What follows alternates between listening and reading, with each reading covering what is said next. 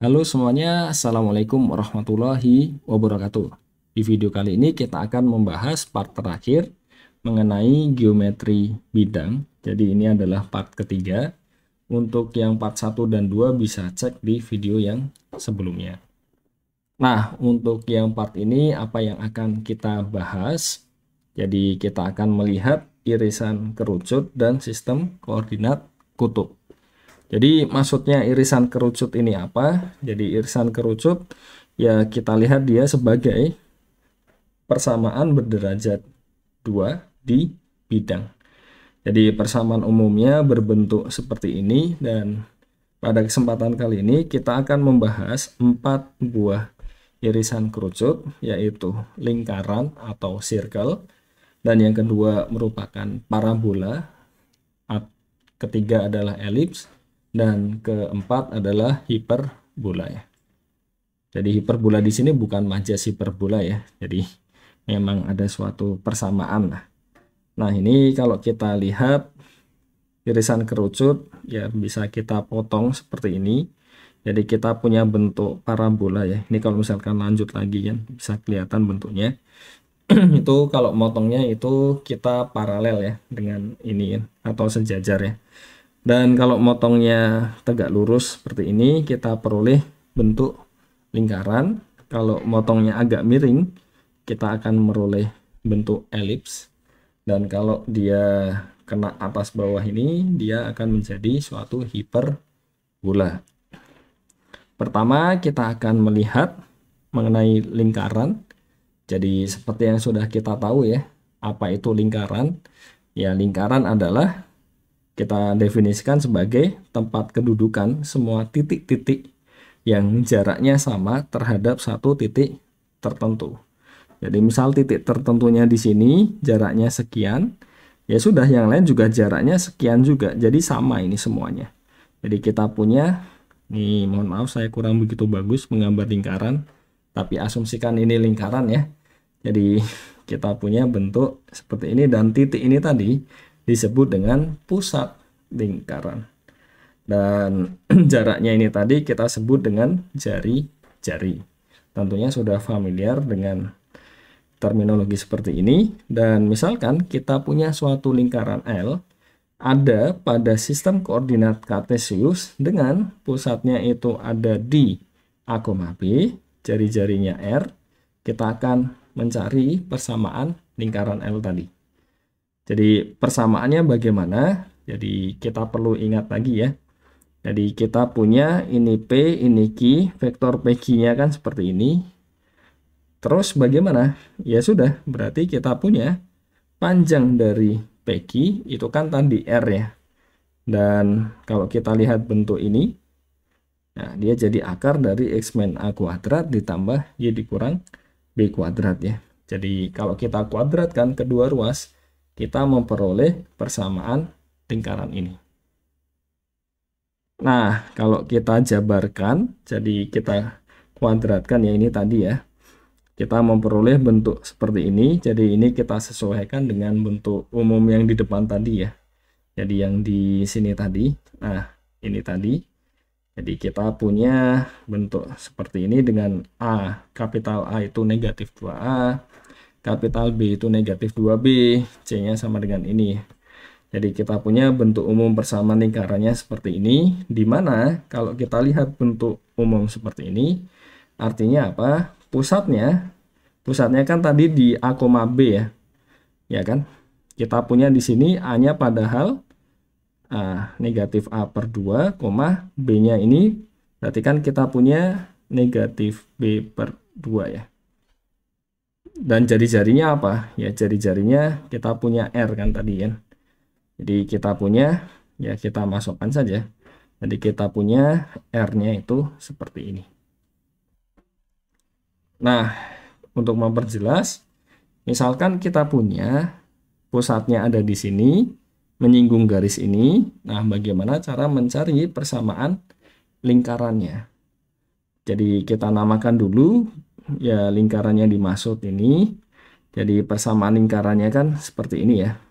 Dengan R-nya ini jari-jari lingkaran L. Nah, karena garisnya ini menyinggung di ini, jadi kita punya ya jaraknya P ke garis, ya kan? Jadi dia kan menyinggung ya tadi ya, jarak antara titik ke garis itu kan sudah kita bahas sebelumnya. Jadi kita punya ini 3, negatif 4, negatif 2. Terus titiknya tadi kan negatif 3,1 ya. Jadi kita punya ini, ya kan?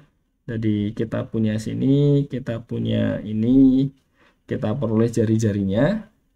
Jadi karena jari-jarinya diperoleh ya berarti selesai kan. Jadi kita punya persamaan lingkarannya. Jadi seperti itu ya. Nah, lebih lanjut bagaimana cara mencari persamaan garis singgung dari lingkaran. Jadi misalkan kita punya lingkaran ini bersinggungan dengan garis L. Nah, ini bisa kita cari bentuknya. Jadi kita punya bentuk seperti ini. Jadi ini alasannya karena ini tadi ya. Jadi kita bisa melihat analoginya seperti itu. Dan ini beberapa latihan bisa untuk dicoba, tidak rumit karena ya masih sederhana ya kalau lingkaran ya.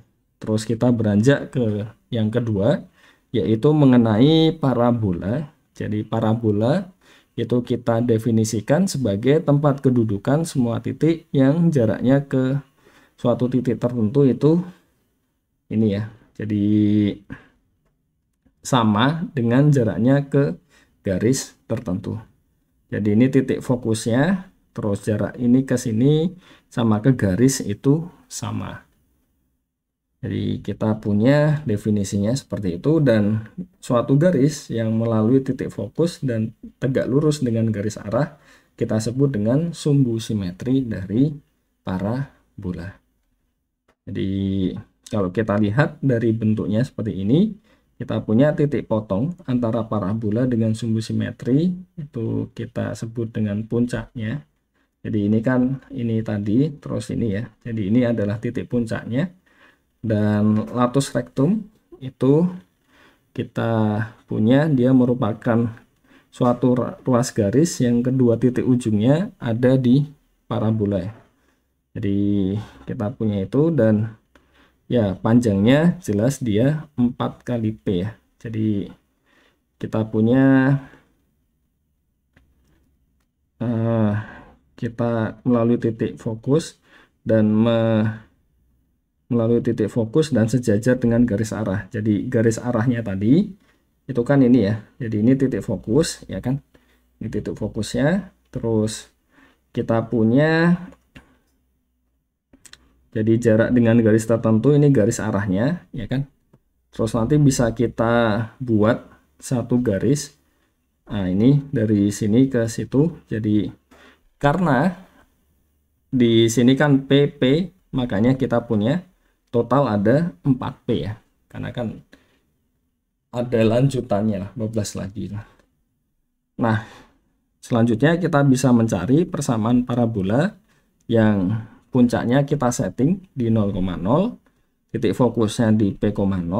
Jadi kita punya, karena dia jaraknya sama kan, jadi kita punya persamaan ini dan bisa kita kuadratkan kedua ruas.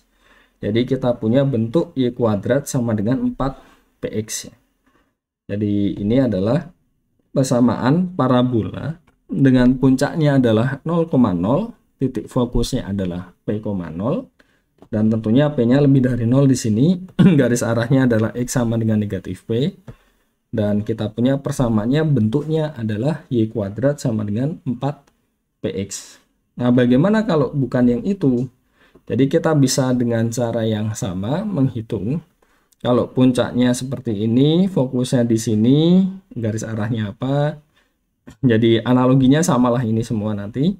Jadi kita punya 4 buah persamaan parabola seperti ini ya.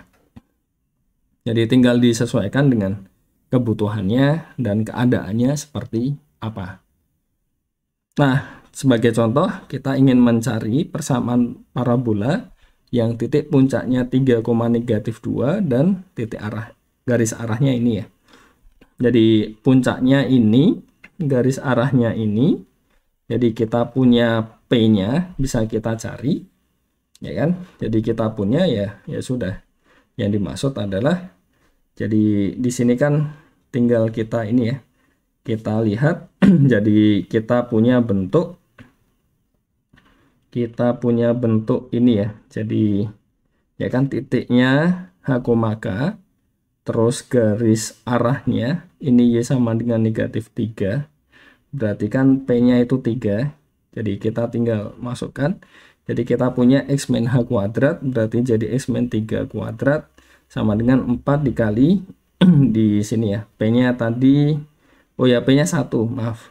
Jadi P-nya 1 hanya 3. Jadi kita punya 4 kali Y plus 2. Jadi ini 4P karena P-nya 1 kan, makanya di sini jadi 4. Terus contoh lain, misalkan kita punya parabola persamaannya seperti ini. Kita ingin menentukan titik puncak, titik fokus, dan persamaan garis arahnya bagaimana ya. Jadi kita bisa ubah dulu dalam bentuk seperti ini supaya lebih mudah. Jadi kita bisa melihat titik puncaknya dengan mudah, karena kan titik puncaknya bisa dilihat di sini. Kita punya ini ya. Jadi 3/2, 5/16. Terus P-nya berapa? Ini kan harusnya 4P kan. Jadi P-nya di sini adalah 1. Jadi titik fokusnya berapa? Ya sudah, kita kembalikan ke bentuk umumnya tadi ya. Jadi beberapa bentuk tadi tinggal disesuaikan, pilih yang mana. Nah, yang ketiga kita ingin melihat elips. Jadi elips itu apa? Ya kita definisikan sebagai tempat kedudukan semua titik-titik sehingga jumlah jaraknya terhadap dua titik tertentu itu selalu konstan. Jadi dua titiknya itu ya kita definisikan ini ya. Kita punya F1, F2 ya di sini. Dan jaraknya ini kita notasikan dengan 2C, dan jumlah jarak sebarang titiknya misalkan 2. Jadi nanti kita lihat untuk yang dimaksud itu seperti apa. Jadi elips ini dia akan memotong, kita punya dua buah sumbu di sini. Yang ini kita sebut sumbu transversal, yang di sini sumbu konjugat ya. Jadi yang panjang lah di sini yang transversal, yang pendek itu konjugat. Jadi yang di sini kita sebut dengan puncak mayor, yang ini kita sebut dengan puncak minor. Jadi kalau kita perhatikan bentuknya ini tadi, jadi kita bisa menghitung sumbu mayornya. Jadi ini tadi kan sebanyak A ya tadi. Jadi jumlah jarak ini ya. Jadi kita punya di sini 2A. Jadi kita coba masukkan ke persamaannya. Jadi kita bisa memperoleh suatu persamaan elips. Jadi mungkin langsung saja ya. Kalau untuk kalkulasinya saya rasa bisa mengikuti langsung dari sini, supaya juga tidak terlalu panjang. Jadi detailnya bisa coba dipelajari. Dan kita punya untuk bentuknya dia jadi seperti ini kan, persamaan elipsnya. Jadi tidak rumit ya. Langsung ke contoh saja. Jadi ini bentuk umumnya lah. Jadi kita punya X min H kuadrat dibagi bisa ini. Jadi tergantung sumbu transversalnya ya. Jadi dia kalau misalkan sumbu transversalnya atau yang panjang tadi sejajar sumbu X, kita punya bentuk seperti ini. Jadi ini, dan kalau misalkan yang kalau yang satunya, jadi ini kan tadi begini ya. Kalau misalkan kita punya bentuknya seperti ini, nanti kita punya persamaan yang bawah. Sebagai contoh, misalkan kita punya elips persamaannya seperti ini, dan paling mudah itu adalah kita ubah dia dalam bentuk yang seperti ini ya. Jadi X dikurang sesuatu kuadrat tambah Y dikurang sesuatu kuadrat. Bagaimana cara membuatnya? Jadi kita buat dia dalam bentuk kuadrat sempurna. Jadi ini kita ingin membuat X dikurang 2 dikuadratkan. Kenapa dikurang 2? Karena ya kita punya bentuk ini ya. Jadi kita punya di sini kalau 3-nya jadi ini dan ini ya. Patokannya itu ini 3x kuadrat dikurang 12x Ini kan jadi 3 dikali X kuadrat kurang 4X ya. Jadi di sini 2 kali sesuatunya, makanya kita bentuk dia jadi X dikurang 2 dikuadratkan.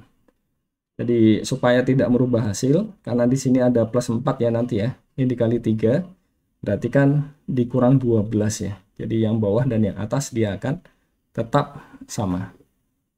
Jadi makanya kita punya di sini ada minus 12, itu muncul dari ini tadi. Jadi ini juga sama, nanti muncul plus 12. Dan kalau kita jumlahkan, ini jadi 36. Jadi kita punya bentuk seperti ini.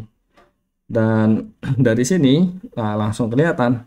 Jadi pusatnya itu di 2,-3. Terus kita punya ini, dan titik puncak mayor minornya itu bisa kita cari.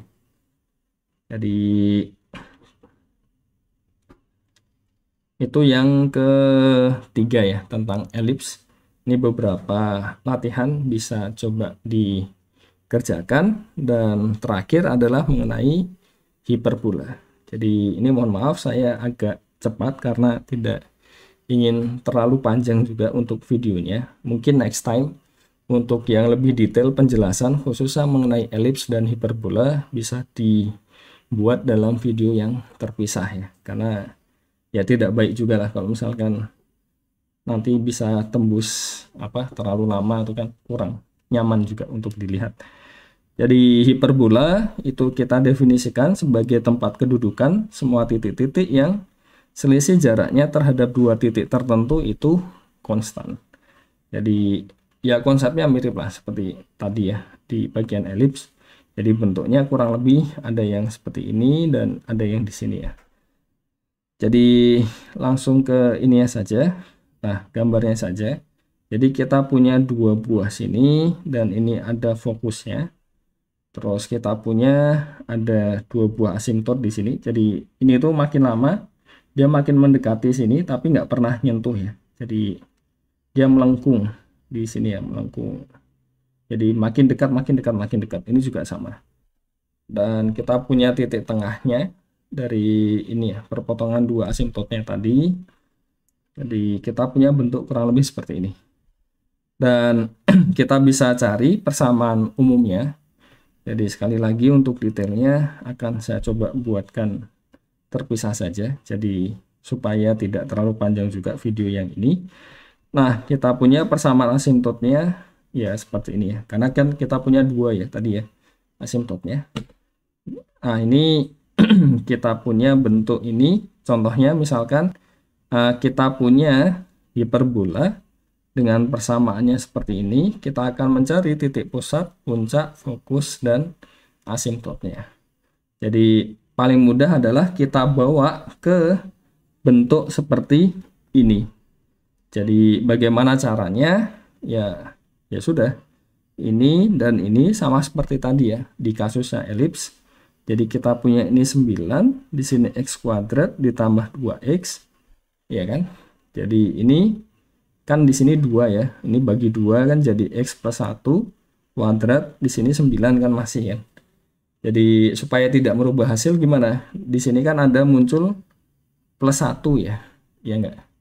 Jadi 1 kuadrat 1, 9 kali 1 9, ini dikurang 9 supaya ya hasilnya kembali lagi ke yang awal.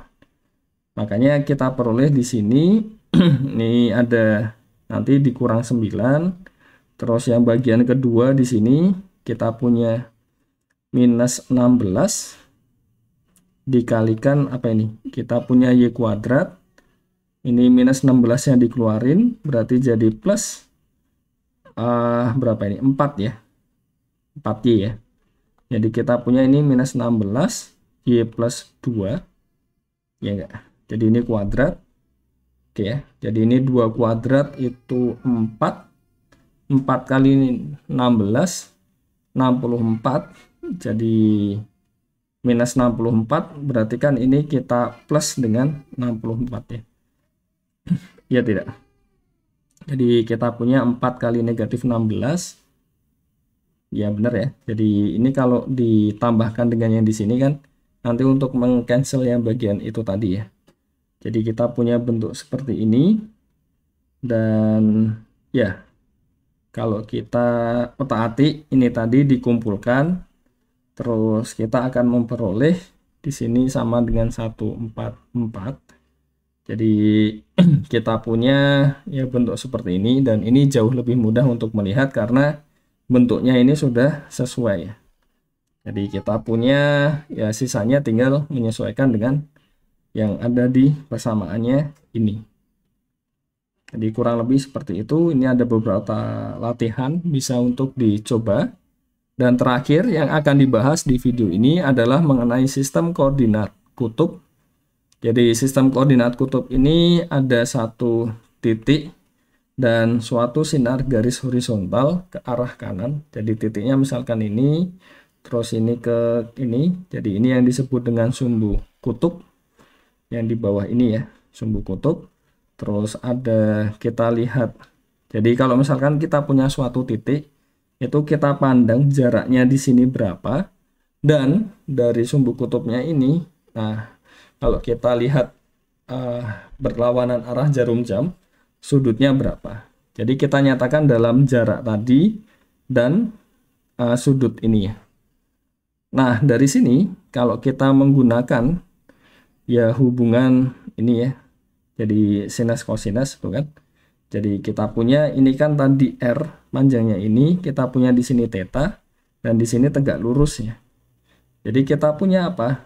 X-nya ini, jadi X per R, itu kan sinus theta ya.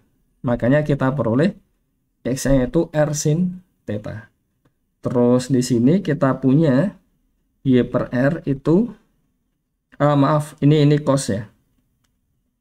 Karena samping per miring, terus di sini sin, makanya kita punya Y-nya sama dengan R sin theta.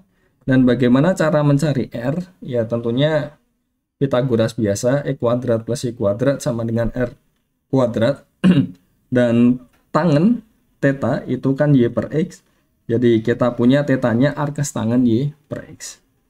Jadi ini beberapa latihan bisa dicoba, dan kalau misalkan ada pertanyaan bisa dituliskan di kolom komentar, atau kalau misalkan ada yang ingin direvisi ya, jadi misalkan ada salah typo atau apa juga bisa disampaikan di kolom komentar. Nah sekian saja untuk video kali ini, semoga dapat dipahami dengan baik dan semoga bermanfaat. Wassalamualaikum warahmatullahi wabarakatuh.